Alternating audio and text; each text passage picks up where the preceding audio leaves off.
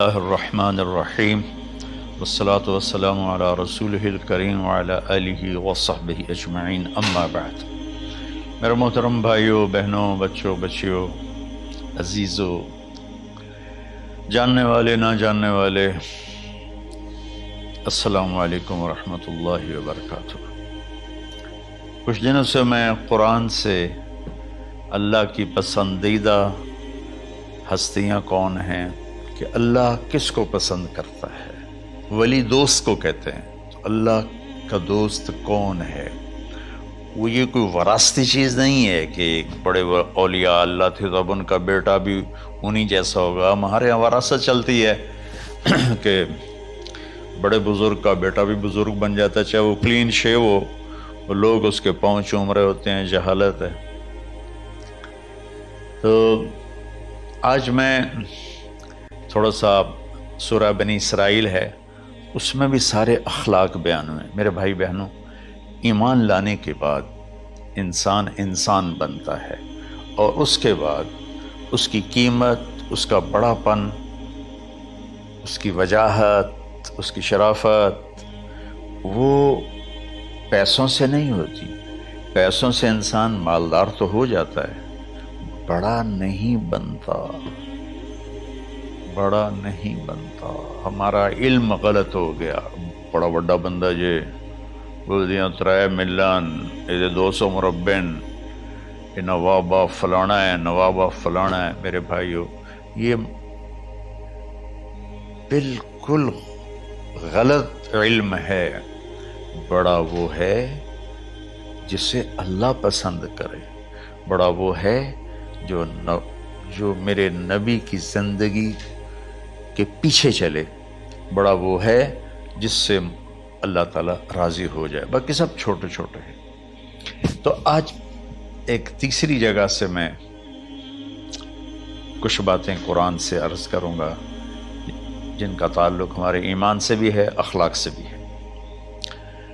وہ ہے بسم اللہ الرحمن الرحیم۔ وَقَضَىٰ رَبُّكَ أَلَّا تَعْبُدُوا إِلَّا إِيَّاهُ بِالْوَالِدَيْنِ إِحْسَانًا إِمَّا يَبْلُغَنَّ عِندَكَ الْكِبَرَ أَحَدُهُمَا أَوْ كِلَاهُمَا فَلَا تَقُل لَّهُمَا أُفٍّ وَلَا تَنْهَرْهُمَا وَقُل لَّهُمَا قَوْلًا كَرِيمًا وَاخْفِضْ لَهُمَا جَنَاحَ الذُّلِّ مِنَ الرَّحْمَةِ وَقُل رَّبِّ ارْحَمْهُمَا كَمَا رَبَّيَانِي صَغِيرًا۔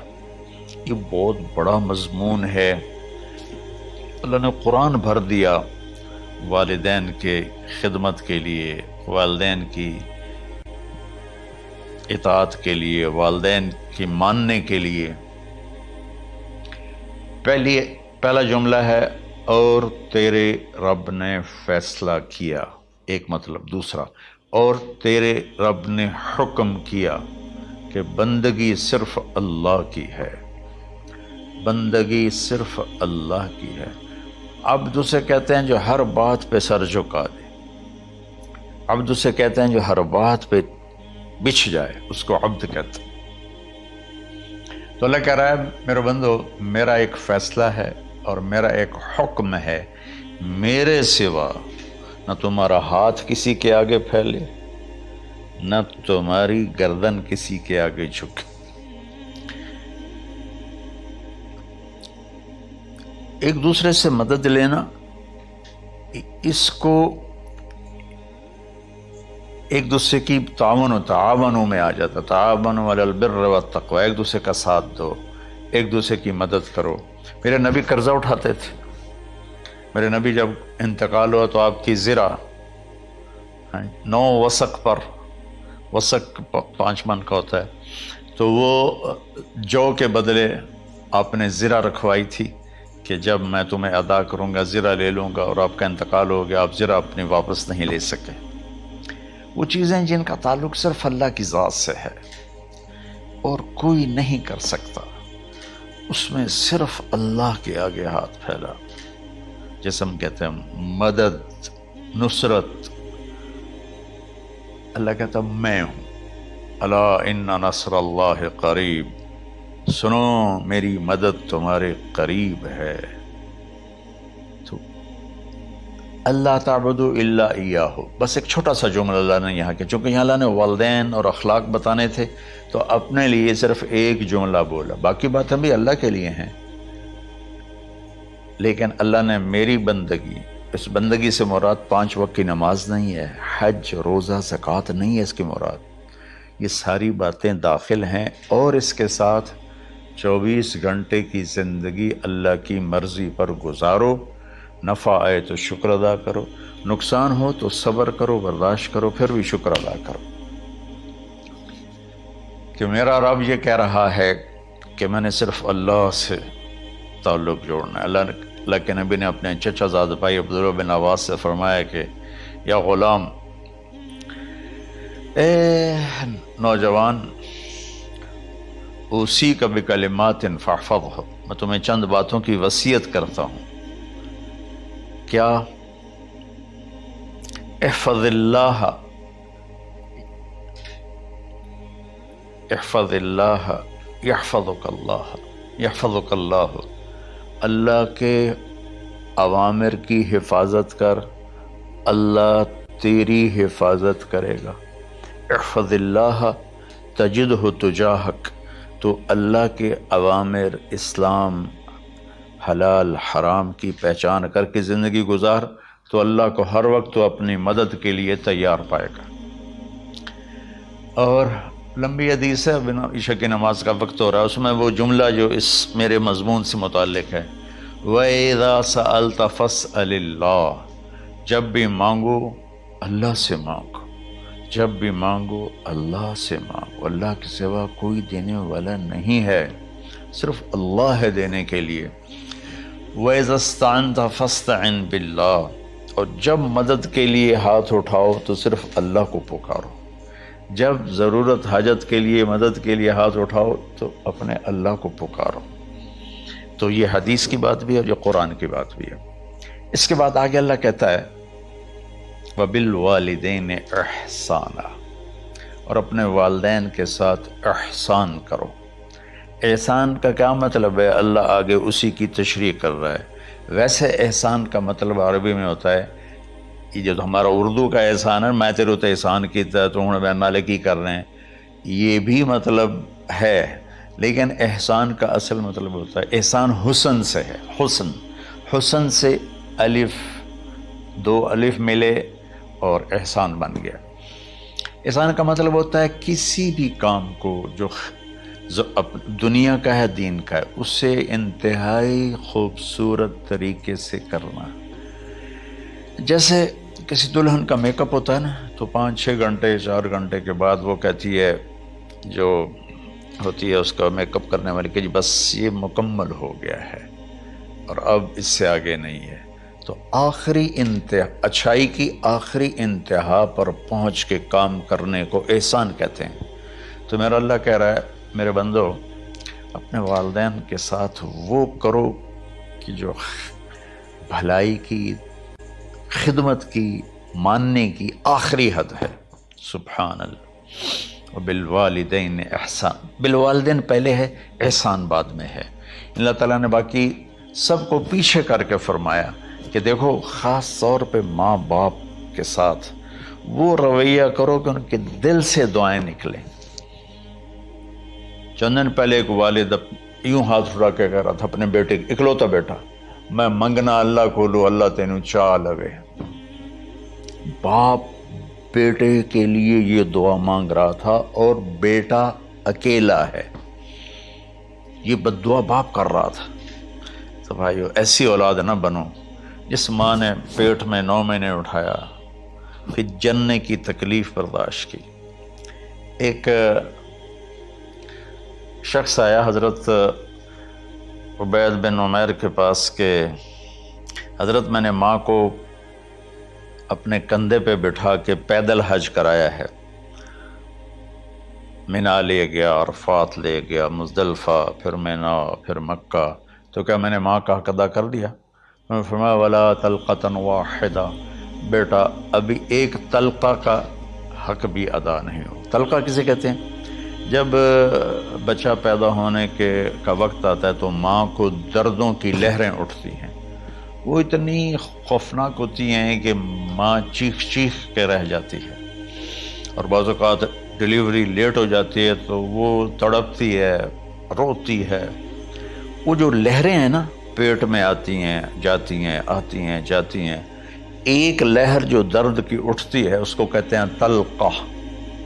میں قربان جاؤں، انہوں نے فرمایا بیٹا ابھی تیری ماں نے جو تجھے جنا تھا اس وقت جو تجھے درد، وہ تیری ماں نے درد کی لہریں برداشت کی تھیں، اس میں سے ایک لہر کا بھی حق ادا نہیں ہوا، یعنی کہ حق ادا ہو ہی نہیں سکتا۔ یہ مطلب کہ حق ادا ہو ہی نہیں سکتا، کہ بیٹا ابھی ایک کا بھی نہیں۔ پھر حضرت عبداللہ بن عمر سے ایک شخص نے پوچھا کہ اچھا یہ جو آدمی تھا یہ خراسان، یہ ایران میں ہے اور افغانستان میں، یہاں سے ماں کو پیدل کندھے پہ بٹھا کے مکے پہنچا تھا، اندازہ لگا اس نے کتنی مشقت اٹھائی۔ اور عبید اللہ بن عمر کہتے ہیں بیٹا ابھی ایک لہر کا حق ادا نہیں ہوا۔ یہی سوال حضرت عبداللہ بن عمر سے کیا ایک شخص نے کہ حضرت میں نے اپنی ماں کو حج کرایا ہے، سارا میں نے پیدل کرایا ہے اور کندھے پہ اٹھا کے کرایا ہے، تو کیا میں نے ماں کا حق ادا کر دیا؟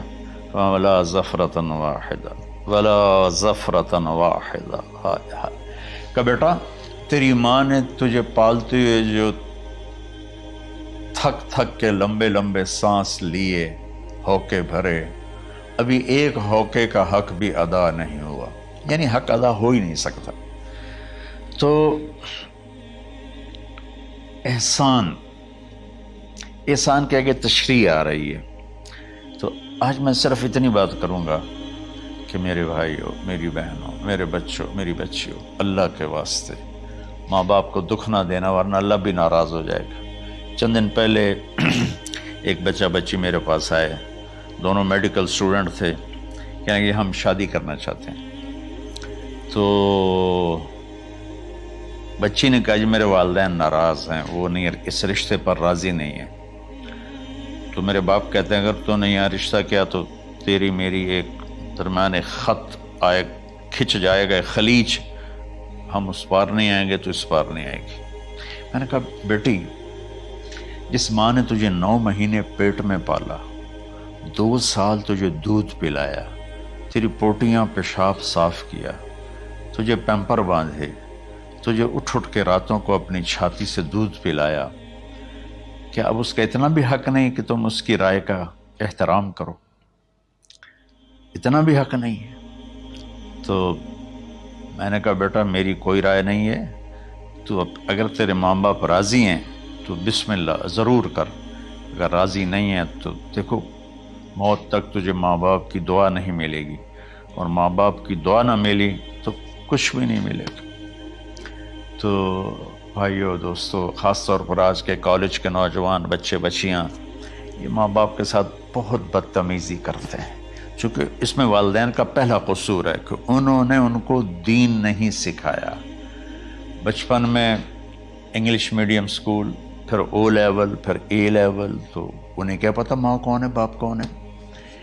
ایک پرانی بات ہے، ایک شخص اپنے بیٹے کو لے کر آیا کہ یہ میرا بچہ ہے اور یہ فلاں جگہ شادی کرنا چاہتا ہے، اور ہم میں سے کسی کی رائے نہیں ہے، اور یہ مانتا نہیں ہے، اور اس کے ساتھ اس نے نا دھاڑے مار کے رونا شروع کیا۔ تو میں نے بچے کو دیکھا تو یوں کر کے بیٹھا تھا، اس کا باپ رو رہا ہے، ہچ کیوں تو ایسے بیٹھا ہو۔ تو مجھے اچانک خیال آیا، میں نے کہا شیخ صاحب اس کو کہاں پڑھایا تھا؟ کہا جی امریکن سکول۔ اس کے بعد آسٹریلیا بھیجا تھا مزید تعلیم کے لیے۔ ان کے شیخ صاحب اس بچے کا کوئی قصور نہیں، آپ کا قصور ہے، اس کو تو پتہ ہی نہیں میری ماں کیا ہے، میرا باپ کیا ہے۔ ایک ہماری تہذیب تھی وہ ختم ہو گئی ہے، اس میں علم نہیں بھی تھا تو ماں باپ کا۔ میں نے اپنی آنکھوں سے دیکھا، میں نے اپنے دادا کو دیکھا لیکن مجھے یاد نہیں، لیکن جو میرے دادا کے چھوٹے بھائی تھے ان کو میں سنبھلتا ہوں، ان کو میں نے دیکھا ہے، 3ری 4تھی جماعت تک میں تھا۔ 61 میں ان کا انتقال ہوا، میری 9 سال عمر تھی، تو 8 سال۔ ان کے بیٹے جوان تھے، اور ڈیرے میں جب وہ بیٹھتے تھے تو ان کے بچے ان کے سامنے نہیں بیٹھتے تھے، ان کی پیٹھ کے پیچھے بیٹھتے تھے۔ اتنا ادب، حالانکہ چاروں کے چاروں دین نہیں جانتے تھے، تہذیب تھی، ثقافت تھی، جو آج کی تہذیب نے ہم سے سب کچھ چھین لی۔ اب بھی آپ جاؤ بیٹا تھر پارکر میں گیا ہوں 2-3 دفعہ، اور وہاں مسلمان نہیں، ہندو عورتیں جب گاڑی گزرتی ہے تو گھونگھٹ کو نیچے کر لیتی ہیں، اپنا چہرے کو فوراً چھپا لیتی ہیں۔ تو خیر بہرحال میں نے کہا شیخ صاحب اس بچے کا قصور نہیں، آپ کا قصور ہے۔ تو میرے بچوں، اپنے ماں باپ کو خوش کرو، راضی کرو، ان کا راضی ہونا اللہ کی رضا ہے۔